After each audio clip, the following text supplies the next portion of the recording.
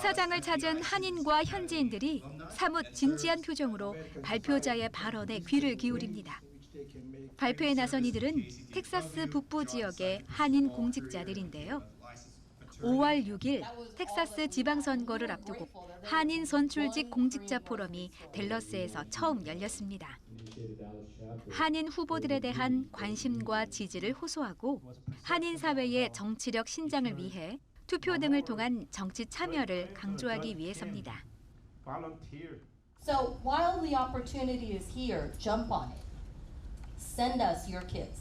Send us people that are interested. I feel like we were underrepresented and misrepresented, not care about our community a lot, have no voice. So that's when I decided to run. 텍사스주 최초의 한인 시장을 목표로 이번 시장 선거에 나선 성영준 후보는 2017년 시의원으로 정계에 입문했는데요. 그 과정은 순탄치 않았습니다. But I lost, and I lost again, and perseverance paid off. I won, but the attitude is that if you don't quit, you can't lose. You keep moving forward. 선출직에 도전하는 한인들은 인종차별과 기존 정치인과 경쟁 등 그야말로 모든 것을 맨 땅에서부터 시작해야 합니다. 예전에도 먼저 물어보는 게 너는 중국인이냐, 그리고 그 다음에는 일본인이냐, 그리고 그 다음에 만약 한국 사람 거리라고 하면은 그게 어디냐 이런. 40여 년 전 텍사스 북부 댈러스에 정착한 한인들은 임대료가 저렴한 우범 지역에 식품점과 미용실 등 영세 사업체를 꾸렸습니다. 악명 돋던 이 지역이 댈러스 최대 규모의 상권으로 성장하면서 올해 초 미국 남부 도시 중에선 처음으로 코리아타운으로 공식 지정됐습니다. That was all that we had, and we were grateful that there was one Korean grocery store. Now look at Dallas, and so I'm a proud resident, and I can't say enough good things about the fact that I'm a Dallas resident. 한인 사회의 규모도 커져 2021년 기준 텍사스의 한인 인구는 약 12만 명, 미국에서 세 번째로 많습니다. 하지만 시의원과 시장을 비롯해 임명직과 별개로 선거로 뽑는 판사까지 한국계 선출직 정치인이나 공직자는 손에 꼽을 정도입니다. 더욱이 팬데믹 이후 코리아타운 총격 사건 등 동양인 증오 범죄가 계속되면서 한인의 권익을 지키기 위해 투표와 정치 참여 중요성이 더 커졌습니다. 이민 3세로 2018년 캐런 카운티 지방법원 재판관으로 선출된 알렉스 김 판사 역시 정계나 공직에 진출하는 한인이 더 많아져야 한다고 강조합니다.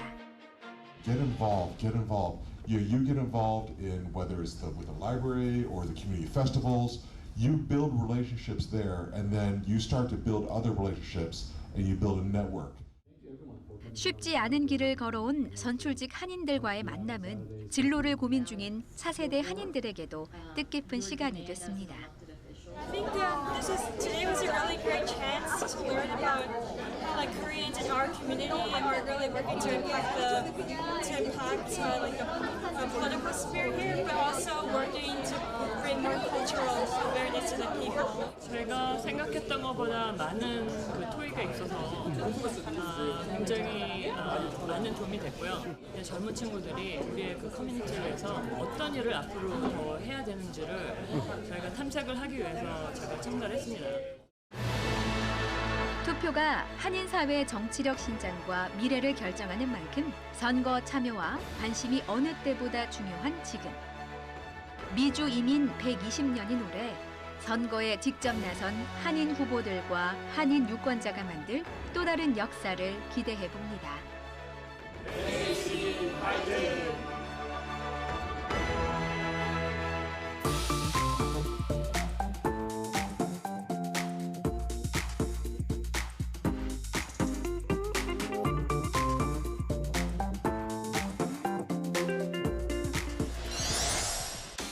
세련된 보랏빛 저고리에 화려한 꽃무늬 치마. 성인 못지않은 강렬한 표정을 한 어린이 모델이 한복의 자태를 뽐냅니다. 지난해 11월 열린 멜버른 키즈 패션 위크에서 선보인 한복 의상입니다. I felt different, and because all the other people were wearing normal clothes, but then when I was wearing this, I was representing Korea. The other people were just they were wowing at my dress, and they were just looking at me, and then I took a couple photos, and yeah. 아름다운 어린이 한복을 만든 주인공은 호주 거주 5년차 동포 이선영 씨입니다. 전업 한복 디자이너로 활동해온 지 이제 3년 남짓. 주로 한인들을 위해 한복을 만들던 선영 씨에게도 이번 패션쇼 무대는 특별한 경험이었습니다. 사실은 저는 패션위크가 아이들 것도 있는지는 잘 몰랐거든요. 제가 의도하진 않았지만 그렇게 큰 행사에 제가 이렇게 딱 런웨이에 제 작품을 올리게 돼서 너무나 감개무량하다고 할까 영광이지요. 사실 선영 씨는 영어를 전공한 교육자였습니다. 호주인 남편과 결혼해 이민 올 때만 해도 한복 디자이너는 꿈에도 상상하지 못한 일이었는데요. 호주에선 가정 내 재봉틀 사용이 흔한 풍경인 만큼 그저 아들에게 예쁜 옷을 만들어주기 위해 재봉을 배웠다가 한복 디자이너까지 오게 된 겁니다.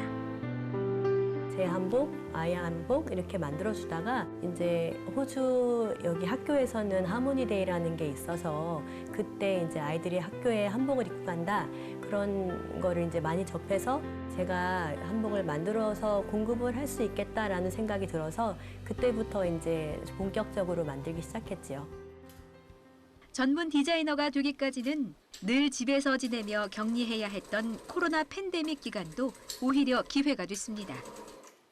소일거리로 한복과 함께 한국적인 소품을 만들어 온라인에 올렸는데 사람들이 선영 씨의 감각을 알아보기 시작한 겁니다.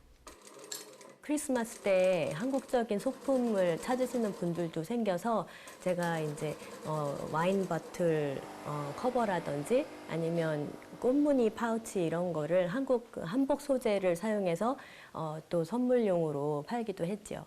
또 제가 이제 생활한복 쪽으로도 올리면 반응이 좋아서 그러면은 이쪽으로 방향을 틀어야 되겠다는 생각을 하게 된 것 같아요. 그렇게 생활 한복은 물론 특별한 날에 입는 미니 드레스와 정장 등 한복을 구하기 힘든 호주 사회에서 맞춤 한복 디자이너로 떠오르고 있습니다. 실용적인, 되게 실용적이에요. 딱 그 틀에 박힌 한복의 모양이 아니라 어디 나가서도 입을 수 있고 그리고 포멀적인 장소에 그냥 가서도 입을 수 있는 에브리데이 입을 수 있는 그런 게 참 매력인 것 같아요. 선영 씨는 한복은 화려한 색감도 아름답지만 모나지 않은 전체적으로 아름다운 곡선이 가장 큰 매력이라고 말합니다. 한복에 담긴 정신은 항상 세상과 화합하려는 마음, 한국을 포함해 동양 철학이 담겨 있다는 겁니다. 이렇게 한복을 공부하면서 직접 만들다 보니 애착이 더욱 깊어져 가는데요. 그래서인지 이른바 한복 공정 이야기가 나올 때면 그 누구보다 속상한 마음이 들기도 합니다. 사실은 요즘에 우리 한복을 좀 지켜야 될 필요성이 있잖아요. 그래서 그런 때만이라도 아니면 좀 특별한 행사가 있을 때 이 한국적인 것들을 알릴 수 있는 그런 노력을 서로 같이 해주셨으면 좋겠어요. 이렇게 한복을 더욱 알려야겠다는 마음이 커지면서 한복 만드는 법 강의도 시작했습니다. 임대료를 내기 위한 최소한의 금액만 받고 일종의 재능 기부 형태로 진행하고 있습니다. 딸아이들과 함께 같이 입을 수 있는 생활한복을 만드는 게 제 목표였거든요. 그래서 수업이 계속 이뤄진다면 한복을 만드는 그날까지 계속 수강할 생각입니다. 한복 가게가 없기 때문에 한국까지 갔을 걸 우리가 공수해 와야 되는데 직접 우리가 만들 수 있다는 게 너무너무 보람 있고요. 개인 작업실에서 강의실까지 왕복 서너 시간이 걸려 때론 지치기도 하지만 선영 씨는 이런 노력이 헛되지 않을 거라 믿습니다. 특별한 날에 주변 한인들부터라도 한복을 입다 보면 한복의 아름다움이 한민족을 넘어 전 세계인에 알려지리라 믿기 때문이지요. 이게 제가 좋아하는 일이고 또 잘하는 일이고요. 누군가는 한번 해야 되는 일이라는 생각이 들어요. 제가 저 하나라서 좀 느리고 힘들긴 하지만 최대한 많이 공급해 드리려고 노력을 할 테니까요. 마음가짐으로 한복을 좀 많이 입어야 되겠다. 때 되면 꼭 입어줘야 되겠다. 그런 마음을 좀 가지셨으면 좋겠어요. 언젠가 한복만을 주제로 개인 패션쇼도 열고 싶다는 선영 씨. 그날을 위해 오늘도 한 땀 한 땀 정성을 다해 한복을 짓습니다.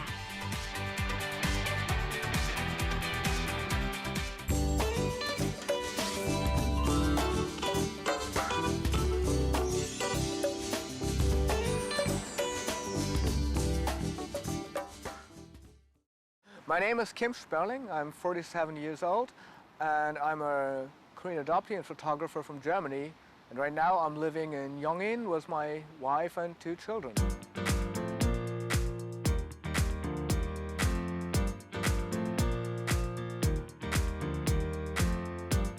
I came today because there was an exhibition opening.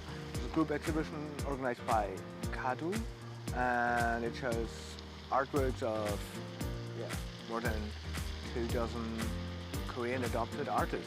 So I'm showing an older work which is called Urinara. It's a series of portraits and interviews of adoptees that have returned to Korea and decided to live here for a longer or shorter period of time. Maybe hundreds of adoptees that are living here in Korea, but nobody knows. Adoption and the media is usually about these reunification stories, about looking for your parents and things like that, because they're very emotional. There are adoptees that go back to Korea even though they were sent away, and nobody expected us to come back. The Korean government was not that open about it in the past. And the other audience was adoptees that were still living in their adoptive countries that might have dreamed about coming back to Korea but did not dare to or didn't know whether that was possible.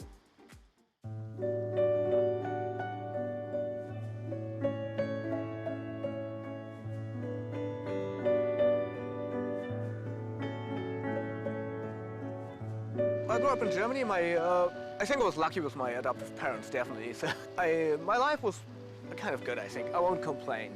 I mean, yes, of course you're gonna face some racism, but it's not that severe. Always thought I was completely German. I never questioned it when I was young.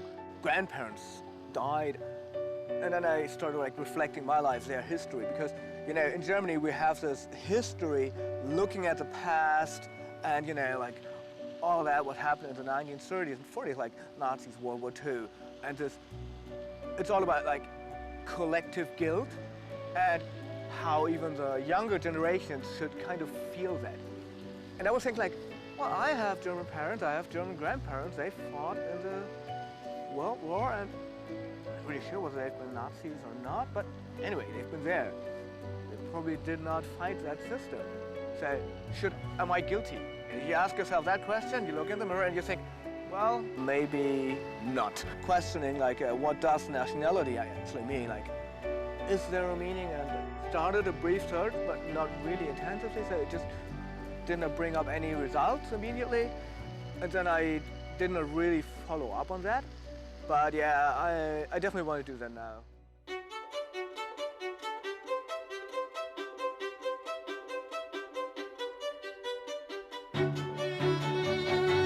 I got married, I have 2 kids, and we moved to Yongin last year. I was married to a Korean, and we lived together for around about 13 years in Germany. And if you marry someone from another country, I think it only works if you both agree where you want to live. And that means, in the first place, you should be kind of flexible and be willing to live in each other's country. Well, I'm still enjoying it. I'm trying to learn Korean nowadays, so I go to class in Seoul, and because my Korean is really bad now. It's just not working that well here without speaking proper Korean. I mean, living in Korea as an adoptee or generally as a foreigner, it's not that easy. I still think it's, we grew up on Western culture, so you're going to miss certain things. So the school system is very difficult for me. So that makes it hard for adoptees with families to move to Korea because, you know, in Germany, kids go to school, on school finished, they go home, do their homework, and then they're free to do what they want. And here, go to school, go to the Hagwon, go to the next Hagwon, and somewhere around dinner time they might be back home. So that's something that not everybody would be willing to do with his family. I mean, my wife is Korean, she went through that life, so that's easier.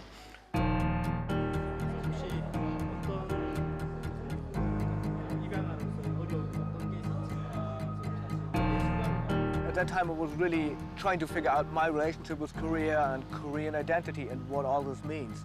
And I felt like that was an interesting topic. And so in 2010 I went to Dokdo and I did a series of portraits and some landscape shots of the people that were actually there. Because I was thinking, it's this tiny island, or these two islands, and everybody knows about it, but most Koreans never go there because actually there's not much to do. Commercial work or get hired to shoot things are obviously different, but yeah, for my own work, this has been a continuing topic for a while because I'm still in the process of figuring out how Korean I am. Am I Korean? Am I German? Am I both? Can I decide?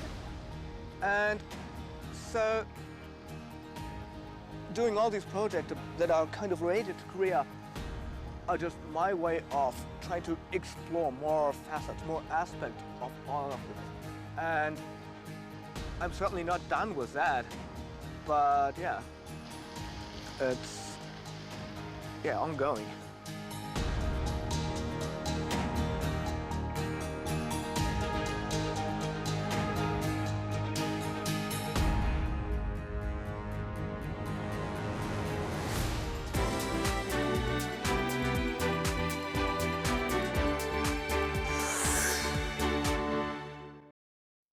외교부가 오는 10월 세계 한인의 날을 기념해 재외동포들의 권익을 높이고 동포 사회 발전에 공헌한 재외동포와 국내 유공자 등 포상 후보자를 추천받습니다. 5월 9일까지 이메일이나 우편으로 추천할 수 있고 10월 외교부와 대한민국 상훈 홈페이지에 수상자 명단과 상훈이 발표됩니다. 자세한 내용은 외교부 홈페이지나 외교부 재외동포과에 문의하면 됩니다. 미주 한국학교 교사들의 역량을 강화하기 위해 오는 7월 열리는 재미 한국학교협의회 집중연수회 참가자를 5월 31일까지 선착순으로 모집합니다. 재미 한국학교협의회와 국립국어원이 공동 주최하는 이번 연수회는 수업 현장에서 활용할 수 있는 한국어 교육이론과 교육법 강의 등이 제공되고 참가를 희망하는 교원은 재미 한국학교협의회 홈페이지를 통해 등록할 수 있습니다.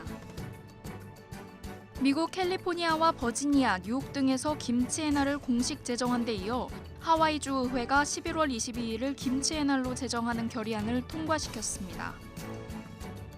한국계인 린다 이치마야 주 하원 의원을 포함해 22명이 발의한 결의안에는 한국이 김치의 종주국이라는 점과 김치의 역사와 영양 가치, 김장 문화에 대한 소개가 담겼습니다.